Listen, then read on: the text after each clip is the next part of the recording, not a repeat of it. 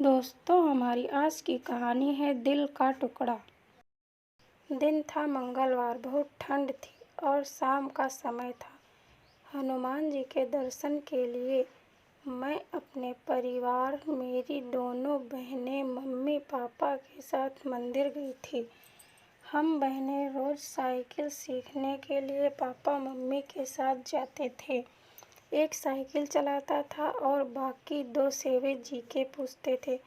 यदि किसी प्रश्न का उत्तर याद नहीं आता, फिर वे अपने अनूठे स्टाइल में थोड़ी सी हिंट देते। उदाहरण के लिए, यूएसए की राजधानी क्या है? इसके लिए बोलते, कपड़े किसमें धुलते हैं? एक ही प्रश्न को बार बार दोहराने से वह उत्तर हमारे मन मस्तिष्क में स्थायी हो जाता था।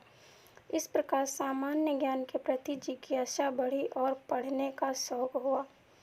मम्मी से हम लोग विज्ञान के बारे में जानकारी प्राप्त करते थे। ऐसे करते करते विज्ञान के प्रति रुझान बढ़ा। आविष्कारों के बारे में जानने की इच्छा जताई। यह टहलना रोज की दिनचर्या में शामिल था। एक शाम हम सब बिठन मार्केट सब्जी मंडी गए थे। थोड़ी भीड़ थी। हम सबका ध्यान सब्जी खरीदने में था।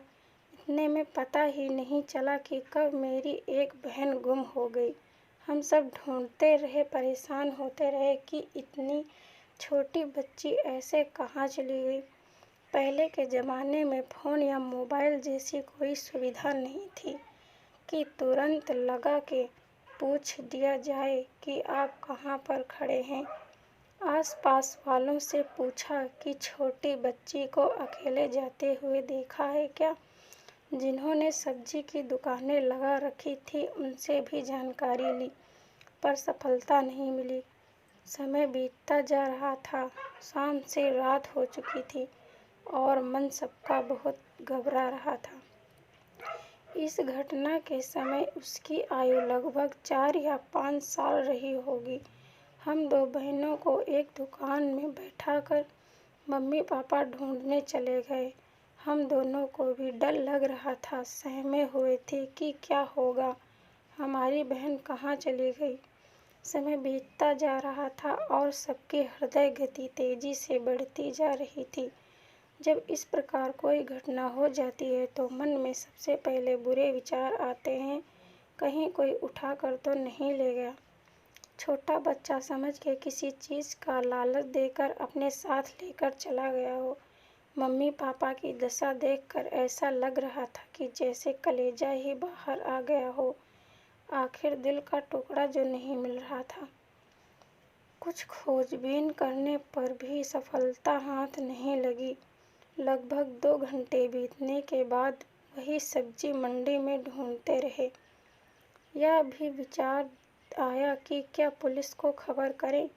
ऐसा विचार कर ही रहे थे कि अचानक से मेरे कंधे पर, मेरे बालों का रंग सुनहरा है, उससे मुझे कोई भी बहुत जल्दी पहचान लेता है।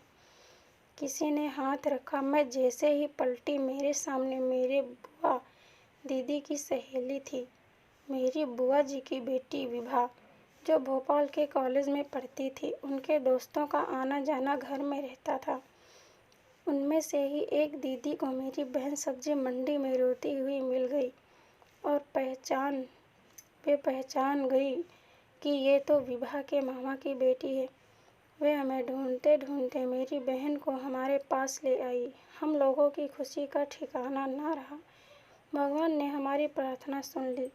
मम्मी पापा ने उनका बहुत शुक्रिया अदा किया और धन्यवाद दिया। दीदी की सहेली ने हम सभी को बहन का वृत्तांत सुनाया। इतनी देर से मन में जो उथल पुथल हो रही थी, नैनों से अश्रु की धारा बह रही थी, तुरंत मुस्कुराहट और हंसी के माहौल में परिवर्तित हो गई। उन्होंने बताया, यह अकेली मेरे को घूमते हुए मिली, न रो रही थी, बस यही सबको कह रही थी, मेरे मम्मी पापा को ढूंढ दो, मेरे मम्मी पापा कहीं गुम गए हैं। इतने छोटे बच्चे के मुंह से यह सुनते ही हम सब खूब हंसे और बस यही विचार आया कि बच्चों की मासूमियत भरी बातें बहुत ही प्यारी होती हैं।